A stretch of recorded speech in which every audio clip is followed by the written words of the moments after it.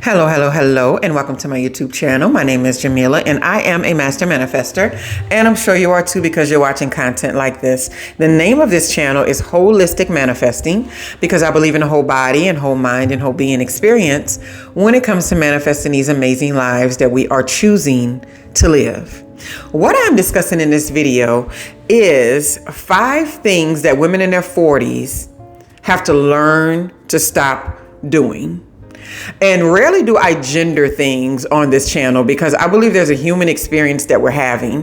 But when I was thinking of these particular points, it only came to me through a gendered perspective because maybe there are different things that the masculine version of our society should be focused on less that I don't see because of my own perspective, right?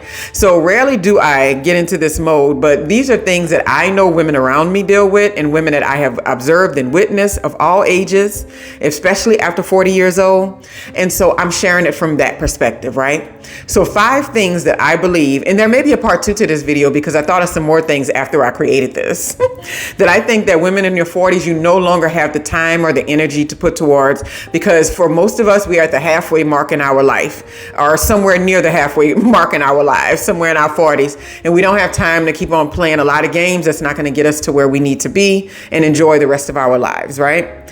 Well, number 1 is so important is being in relationships that we know are not good fit for us.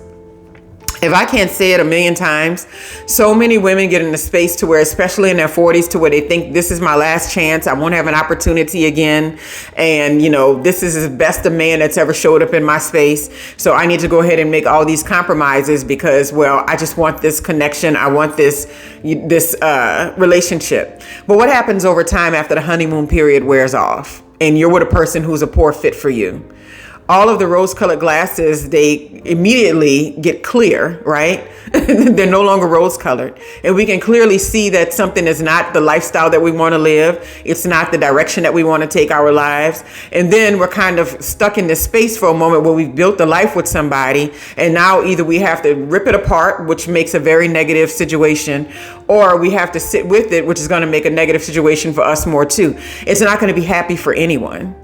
And so when we start to get into these later stages in life, I feel like life doesn't really start till you're like 40 years old, to be honest with you, because I noticed who I was in my 30s and I noticed who I am now. And I'm just like, man, this is why women always say life doesn't start till you're 40, because there are things that you just won't have time for anymore. You have to just realize that there's nothing that's going to occur in your life that you are going to 100% love no matter what all the time. And there may be these instances where that does happen, but there's always going to be something that you feel like you can tweak with a situation a little bit, or you would have done this even a little bit better. Even if you get into your dream home, you're going to find ways where this could have been a little bit different. You're going to start painting walls. You're going to start, doing things to sort of change it and try to make it fit more to you. Well, that's not really the way it works with actual people. When someone is not a right fit for you, generally what you meet them as is what you're going to keep. Now, they may change, they may level up, they may, adjust parts of their personality while you are doing the same. You may go on the same journey of improvement, but you can't build relationships based on that those things are going to happen. So being in relationships that are poor fits, they just give you such a lackluster quality of life, especially if you're one of those women that's heavily involved in like luxury and glamour. I've known people like that, and they try to go and date and be with a cowboy. The minute that wears off, the minute the newness wears off, they're back into the same mode of, I like my city life. You've seen it in movies a whole bunch of times. And then you're trying to drag this person into seeing the world the way that you do it. And then it's just usually a mess. So stop getting into, if you can see it ahead of time, relationships that are bad fits for you. If you know you want that luxury lifestyle and you're that kind of person, right? Whatever luxury lifestyle is. I think I know, but I may not know, because I think there's other levels that I don't have access to.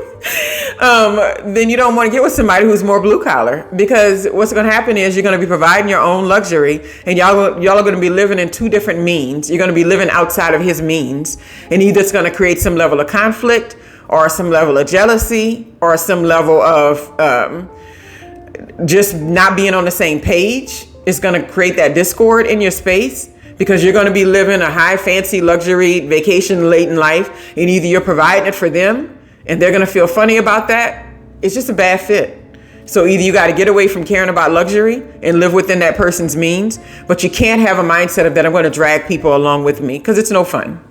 I spend more time on that than I want to. But I think the relationships that we have are so much more important than we give credit to. Number 2 is allowing a job to stress you out. I think after you get past 40 years old, you realize that I've had a bunch of jobs. Some people haven't. Some people haven't had a bunch of, some people have been only with a few companies. But somebody like myself, I've tried a lot of things, and I realized that they're just jobs. And mind you, I've never really gotten into the job game until the later part of my life. I was mostly a contract worker different times because it worked well for my schedule and how I wanted to raise my daughters. But just being in this little game for a minute as an adult and career, and I'm just like, oh gosh, they're all just jobs. These jobs do not care nothing about the people that's working there. They will have all these ethical things that they talk about, but the minute the money changes or the money moves to a different place or they have to look at the company differently, all of those little ethical things will be out of the window, and they'll explain it in a way or repackage it in a way that still makes them look better. And so many people that are employees fall for it. I don't really care. I go in places and I'm like, I have a service to provide. This is what I do. I'm pleasant. I'm, cooperative, and this is what I have to give. And this is the money that I'm being paid to do it. But as far as allowing all the little people and their passive aggressiveness and their gaslighting and their, favoritism and stuff kind of wear you out and you take it home at the end of the day, not worth it. Especially health reasons why, and I'm going to get into that next. It is not worth it, especially at the age you are. You don't even have the bandwidth anymore to deal with that kind of stuff. It's like a lot of times I always tell people, there was a position that I took. I probably shouldn't have, but I did. But it was too far away, and it was supposed to be remote, but it wound up not being. And I feel like I was like misled in that way, and I was driving way too far regularly, and I told the manager, I was like, I could stay and do this, and I love the work that y'all do, and I love working with engineers because I love being around smart people who know their stuff. I was like, but you should have caught me when I was 20. I was like, I had all the time in the world to run around and do this kind of stuff and be stressed out about getting to a job when I was 20, 25 years old. I said, but at this point, it's just, I know that my career is already built. My standards and status is already built in that area. I don't have to do all these jumping through hoops. I'm just not going to do it. And you shouldn't either. Don't let these jobs stress you out. Number 3 is, and this is one for people that have children, allowing your children to disrespect you or treat you poorly or walk over you like a doormat and with no repercussions. And you just keep on taking them back into your space in your life. I've been seeing so many videos and people talking about having grown children who are disrespectful or treat them poorly. And I'll be honest with you, I would rather my grown children do no contact with me if they thought I was such a bad person or bad parent, rather than showing up in my life with nothing but negativity.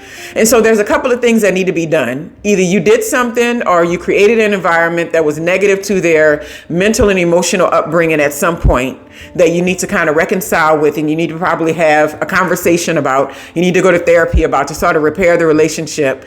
Or either the child is ornery and you may have had an absent parent or something, and you're not the only one raising that child. Even an absent parent raises the child, and they felt like they didn't get something that you didn't provide, and because you were there, you're the person that's in front of their face, you get all of the blame for it and all of the mistreatment for it, and you're holding on to some level of guilt because you didn't give them some little perfect white picket fence 2-parent home, which a lot of people don't get, right? And so you're kind of just letting them do what they do. I know grown people to this day, women that are super mature, and they have 40-something-year-old sons, daughters, who run over them, who have a bedroom in their house, who can treat them how they want to treat them, come and go as they please, and they have no repercussions for it because they are still feeling guilty that they had a step parent around who treated their kid poorly for a while. What you need to do is solve that issue. You need to solve the problem so that way there's no room for the disrespect. For me, disrespect is not even an option when it comes to dealing with my parents. It doesn't matter what they gave me or what they didn't, but like being outright disrespectful and talking to them any kind of way, that's just not the way I'm ever going to handle that. If I don't think that they have the emotional capacity to address something that bothers me or whatever, I'm very good at just walking away from it and letting it go. And so if your kids are not like that and you're being in an environment where your children are terrorizing you to some degree, that's not something that you need to be putting up with. I'm sorry.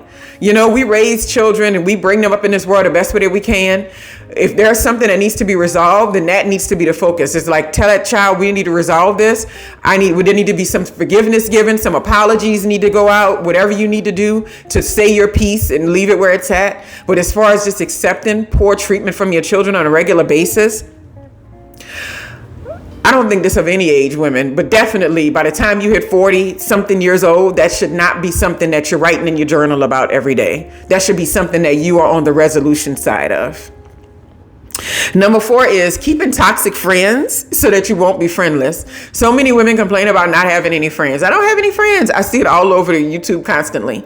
And even in real life, people talk about it all the time, right? Nor do they make they don't make any real direct efforts to have the friendships, like being vulnerable, being authentic. And I'm not saying this is bad. A lot of people don't even know that they're not not doing this, or, you know, being secure in themselves, right? It's hard to have friendships when you don't have those things down, like your authenticity. You're not transparent, you're not vulnerable, and you're not secure in yourself. Because sometimes when you meet people like that, they don't know how to interact with you because they feel like they may offend you, and they're tiptoeing around you. And it's hard to create friendships like that, right? So getting rid of toxic friends should be your number one goal, because it's just like relationships, romantic relationships. That space can't be, you can't put the proper thing in it if the wrong things are there. And I used to be a part of this little friend group. I mean, many times I've had small friend groups, right? So this is not pointed, but I used to be a part of this, and it was like a 3-person group to some degree. Whatever. It was kind of 3-person. But the other 2 had such a toxic connection to me from the outside looking in. Like, they treated each other as if the other person couldn't just walk out of their lives at any time. Like they were stuck with each other in some kind of way. There would always be so much vitriol and so much talking about each other behind their backs. I'm not the kind of person that does that. If I'm in a friend group, I'm never going to sit and talk about the other people in the friend group. I'm just never going to do that. Because first of all, I may have opinions. I may have ideas about what somebody's doing because I'm human, but I'm going to make sure I'm out of that friend group in a space where people don't know the people if I have to have a conversation about it. Because in my experience, they generally just go tell the other person, and then you look like this awful bad guy. And some people are really good at triangulation, so I stay away from it. And in this friend group, it was always this thing of, can you believe she did this? And she thought that I was going to be, and I'm like, but wait, we all friends, and kind of, what am I supposed to do with this information? And so I kind of just listen.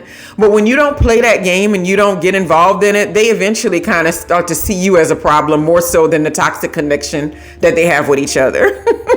And so you kind of get needled out because you're not playing that game enough. But don't keep people around like that. I've seen people have friends that they've been having for like 20, 30 years. And while it's a long-term friendship and it's really hard to come by, right? You can't go recreate those. If you don't have them, you just don't have them. If you don't have a friend that you've been having since you were 15 years old, you just don't have the friend anymore. I mean, there's no way to recreate that part in your life. But if that person is bringing you down and they haven't grown with you over the years and they haven't kept up with your mindset and all, and you're not able to be around them without feeling the negative energy that they're putting out, a lot of times it's not even worth having. And I'm not saying cut people off totally, but sometimes it's just about limiting your time and energy that you spend in that place, because you may want to keep that long-term friendship around forever, but that doesn't always mean that it's somebody you need to have contact with every single day. I have friends and people that I've been knowing since I was born. And they're lovely people. But sometimes it's like you're just not in the same place in your life. You're not doing the same things. And while you know them and you have a lot of love and care for them, there's not anything that draws you together on a regular basis, because you're not in the same life. You're not even in the same life phases sometimes, right? Especially a friend of mine who had her kids like when she was like 19, 20 years old. It's like her daughter just graduated from college. So it's like we don't really always have the same things happening, but it's like it's a good long-term connection. But if there was any toxicity involved in any of these connections, I probably would just not even entertain them to any degree, right? So get rid of this. It doesn't really matter. If you're friendless for a little while, it's fine. Go to a coffee shop and meet people. I've met people at coffee shops before. Go to a book club. That's a great place to meet people. If you don't want to get out, go to a Zoom book club. There's always somewhere where you can meet people and draw them into your space. Go take a class at a college. That's one of the best ways. Meet people like that. But don't hang on to toxic friendships just because you don't want to be friendless, right? And then the last thing on this list is spending money you don't have on things that you don't need. And I know this is touchy for a lot of people because they're like, stop pocket watching. I'm not pocket watching anybody. I'm not worrying about what anybody's spending. But if this is something that is affecting you, it's a big deal. By the time we get to our 40s, it is crunch time when it comes to making sure we have a lifestyle that we can support as we age and as we get older. We don't want to get to the place where we're still trying to put nickels and dimes together to go on a little trip to, Mexico with somebody. The whole trip is $500 and you still can't manage to get it together. And I'm not crashing on anybody for anything because life happens at any given time. You can have it one day and you can not have it the next. I know that all too well. But what I'm saying is that sometimes we are making decisions that don't necessarily play into our overall financial well-being. And at 40 something years old, that's like when you get to the place where it's like, hey, I haven't been working on my financial health all this time. This is the age where it's time for me to start doing that. Because after this, you never know what's going to happen because we have these beautiful and amazing bodies that we use on a regular basis, but we don't always know when we're going to, step on the wrong, rock and twist our ankle or do something because bodies do deteriorate, right? While the soul perseveres and lives on forever, infinity and beyond, right? Spiritual beings having a human experience. That human experience part is the body not always being what it was when you were 25 years old. Believe me, I know I do yoga and some stretches are beyond me. If I don't do them for like a month, I can't get back into the shape until I start working on it again. It's a little frustrating because my daughter was doing something with me on the floor the other day and she just went right into the pose. And I'm just like, oh yeah. And I'm like, wait, I don't have access to that. Well, I haven't been practicing that particular pose. So the bodies do change over time. And so we have to just remember that we don't always know what the next decade is going to bring. So this is a perfect time to get your financial things in order. You don't have to be perfect, but it definitely doesn't help you to run to discount stores every weekend, buying things and storing them because you may need them. It's like, that's just not a good use of your finances. I was in TJ Maxx the other day, which I'm not in there very often because nobody in my family likes it. So I find myself sitting in there with nobody to go into TJ Maxx with. And sometimes it's just a meandering thing and I don't need anything and I'm just walking around. But I was in there early one morning and there were so many women in there and I just kind of looked around the store, just banging through these racks looking for things. And I'm like, I wonder how many of these women do not, and they all look like they were 40 plus. How many of these women do not need anything that they're looking at right now? How many of these women are buying duplicates? And how many of them are going to go to the register and put a credit card down, which is another rough decision to make for something that they don't need? And it wasn't about judging the women in any kind of way, but it's just realizing that if you can get a handle on that kind of stuff, you can really improve your finances on a regular basis. If you look at all the little things that you spend on that are just useless, it's not even about the money so much as is it about the mindset. Because I find that you can still do trinkets and stuff, but what is the mindset behind it? Are you doing it because you feel like you need the items? Or are you doing it because you just want to fill space and time? Because the need for things, I think, is fine, because I find myself going to a store every other day to get something that's needed because I don't stock up on things. So the needs are fine, but when it comes to like just little knickknacks to put around the house and stuff, it's like, is it something that you really have the time and space for and the financial abundance for? Or is it something that you're pushing into your life and you don't really need? Only you can really judge that, right? Think about that every time you go to purchase something. Anyway, these are the 5 things I think that when you're in your 40s, you don't really have time for anymore. You got to really outgrow so that you can have a better second half of your life, right? First half, it's just about dwindle down. You want to think about the second half. You want to have a great second half. And from what I see, a lot of women are having an amazing second half. And I want to have that. And so these are the things that I'm not going to be doing in the second half of my life. Right. And like I said, there may be a part 2 because I thought about some other things. Have a wonderful, wonderful, wonderful day.